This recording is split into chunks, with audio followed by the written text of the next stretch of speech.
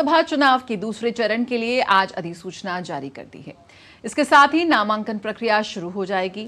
उम्मीदवार आज से अपना नामांकन दाखिल कर सकेंगे।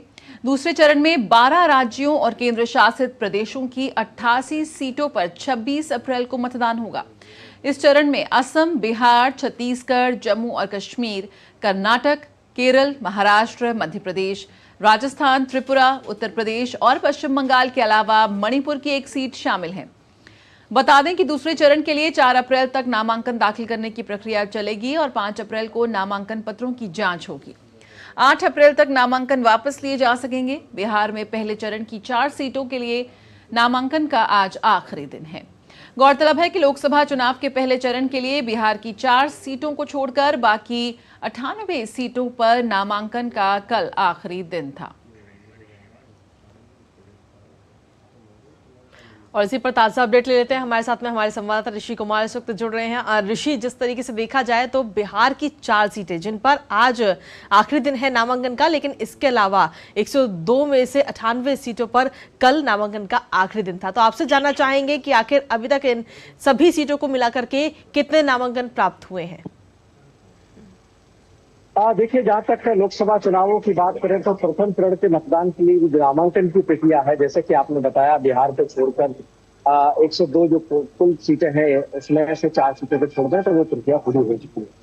दूसरे चरण के लिए वैसे तो 88 सीटें हैं, लेकिन एक सीट चूंकि मणिपुर में एक ही सीट पर 2 चरणों में चुनाव है, इस वजह से अगर उसके एक हिस्से को शामिल कर लिया जाए, पश्चिमी हिस्से को मणिपुर के, तो उसको मिला लें तो ये 89 सीटें हैं। वरना 88 सीटों के लिए जो नॉमिनेशन है वो प्रोसेस शुरू हो रहा है। क्योंकि नॉमिनेशन एक ही चरण में शामिल किया गया था, इस वजह से मणिपुर को अब पहले चरण में ही शामिल किया जा रहा है। लेकिन अगर उसके लिए प्रोसेस की बात की जाए तो वो प्रोसेस जो है वोटिंग का और बाकी चीजों का है, वो वहां पर दूसरे चरण में भी दिखाई देगा।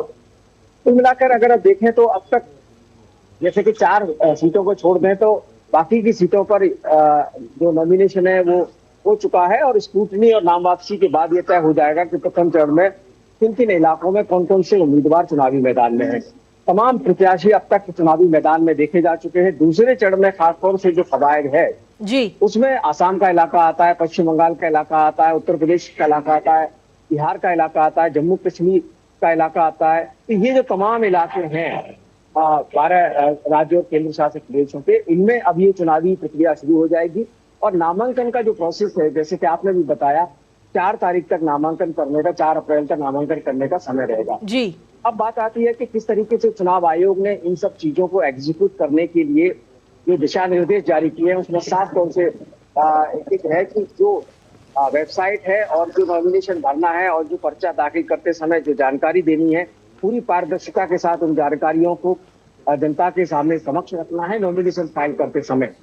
इनमें से किसी भी तरीके की जानकारी में अगर कोई गड़बड़ी पाई जाती है तो नॉमिनेशन रद्द करने का पूरा अधिकार चुनाव आयोग के पास है। और इसी वजह से बहुत सतर्कता के साथ सभी उम्मीदवार अपने अपने नामांकन को करते समय इस बात का ख्याल रखते हैं कि कोई गलती ना रह जाए। हमने देखा था कि पहले चरण में कई बार ऐसा हुआ कि एक ही सीट पर कई पार्टियों के उम्मीदवारों ने नामांकन दाखिल करते समय इस तरीके की गलतियां की और कई जगह तो राजनीतिक दलों ने इस बात की गलती कर दी कि एक से ज्यादा उम्मीदवारों को अपना सिंबल दे दिया। अब उसमें प्रोसेस ये है कि जो आखिरी व्यक्ति को सिंबल मिलता है, उस सिंबल से पहले के जितने भी सिंबल हैं उस पार्टी को आयोग को बताना होता है कि उनको रद्द किया जाए और आखिरी सिंबल जिसको दिया गया है वो स्वीकार कर दिया जाए। तो इस तरीके की तमाम जो घटनाएं नॉमिनेशन के दौरान होती हैं, कई बार देखने को आता है, कई बार शक्ति प्रदर्शन का करते हुए दिखाई देते हैं, तो उसमें भी उनके लिए मुश्किलें खड़ी हो जाती है। तो तय सीमा के अनुसार जो गाड़ियां और जो लोग अनुमति दी जाती है, उतने ही लोगों को नामांकन दाखिल करते समय अनुमति दी जाती है। तो इस तरीके से बहुत महत्वपूर्ण प्रक्रिया है चुनावों में, खासतौर से नॉमिनेशन को अगर देखें, क्योंकि अगर नॉमिनेशन ही गड़बड़ होगा तो किसी भी उम्मीदवार को भी चुनाव लड़ा। बिल्कुल, तो यहाँ पर अभी जांच की जाएगी और उसके बाद जिस तरह से ऋषि बता रहे हैं उसके बाद थोड़ी तस्वीर साफ होगी कि किस तरह से ये पूरा जो नॉमिनेशन प्रोसेस रहा फर्स्ट फेज का वो रहा।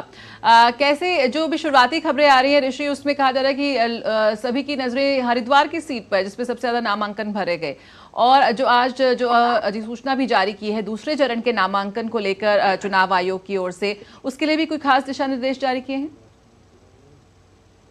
गजट देखिए जारी हो चुका है। जैसे कि एक प्रक्रिया होती है कि गजट नोटिफिकेशन के माध्यम से जो नॉमिनेशन फाइल करने का जो पूरी प्रक्रिया है वो चुनाव आयोग जारी करता है। और इस बार हम देख रहे हैं कि चुनाव आयोग बहुत सुबह सुबह ही गजट नोटिफिकेशन के आदेश जारी कर देता है ताकि जो उम्मीदवार हैं उनको सुबह से ही अवसर मिल जाए। और पहले दिन से कई बार देखा जाता था कि गजट नोटिफिकेशन आने में थोड़ा सा वक्त लग जाता था, 10-11 बज जाते थे, लेकिन अब हमने देखा है कि हमने सुबह सुबह ही इस बात को बताया भी है कि गजट नोटिफिकेशन जारी हो चुका है।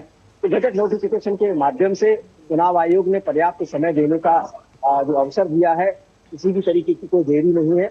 और इस पूरे प्रोसेस में जो खासतौर से दिशा निर्देश है उनका अनुपालन पूर्व की तरह ही किया जाना अनिवार्य है। और इस पूरे प्रोसेस में जैसे कि आपने बताया कि हरिद्वार की सीट पे काफी ज्यादा नॉमिनेशन हुए हैं। दक्षिण भारत से भी खबरें आ रही हैं कि एक जगह पर नॉमिनेशन बहुत ज्यादा हुए हैं। तो अगर नॉमिनेशन और स्क्रूटनी, इसमें बेहद महत्वपूर्ण पक्ष होता है कि स्क्रूटनी में कौन टिकता है, क्योंकि नॉमिनेशन होना और उसके बाद स्क्रूटनी और कई बार नाम वापसी, तो अभी 2 प्रक्रियाएं बची हुई हैं। उसके बाद भी अगर कोई इलाके में अगर इतने ज्यादा उम्मीदवार होते हैं कि वो ईवीएम से कंट्रोल नहीं हो सकते। हालांकि चुनाव आयोग ने इस बार प्रेस कॉन्फ्रेंस में कहा था कि वो 100 से अधिक उम्मीदवारों को ईवीएम के जरिए कनेक्ट कर सकते हैं, लेकिन अभी इस प्रोसेस को शुरू नहीं किया गया। अगर बहुत ज्यादा उम्मीदवार होते हैं तो बैलेट से चुनाव भी कराया जाता है, ये प्रावधान है। अगर मान लीजिए 200-250 उम्मीदवार चुनावी मैदान में आ जाते हैं तो ऐसी परिस्थिति में बैलेट से चुनाव कराने का अभी भी प्रावधान है। तो उस पूरे प्रोसेस में देखना होता है, लेकिन स्क्रूटनी और नाम वापसी के बाद ही किसी भी तरीके से किसी भी इलाके के बारे में प्रतिक्रिया देना उचित होता है। बिल्कुल, तो तभी तस्वीर साफ होगी स्क्रूटनी के बाद, जांच के बाद। बहुत बहुत शुक्रिया ऋषि फिलहाल इस जानकारी के साथ जुड़ने के लिए। तो दूसरे चरण के नामांकन की जो प्रक्रिया है वो आज से उसकी शुरुआत हो गई है। 12 राज्यों की 88 सीट है दाव पर इस सेकेंड फेज में। देखते हैं क्या कुछ निकल कर आता है।